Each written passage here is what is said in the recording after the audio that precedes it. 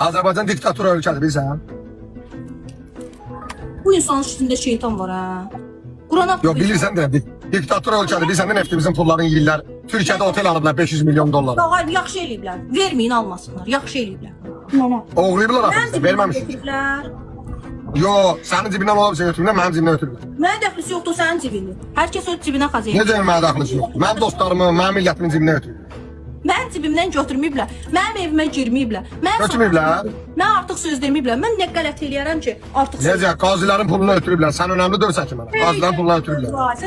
Əlilliyi kəsilən qazilərin pulunu ötürüblər. Hə?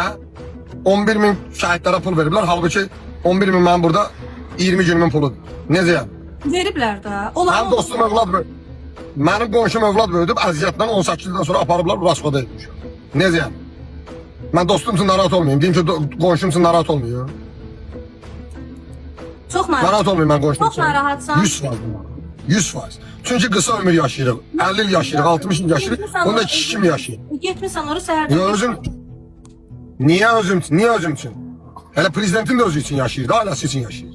Bu günləri haqsız yerə türmədə yatanlar var. Bu günləri şərlənib türməyə düşənlər var. Onlar millətə görə danışıblar, tutulurlar.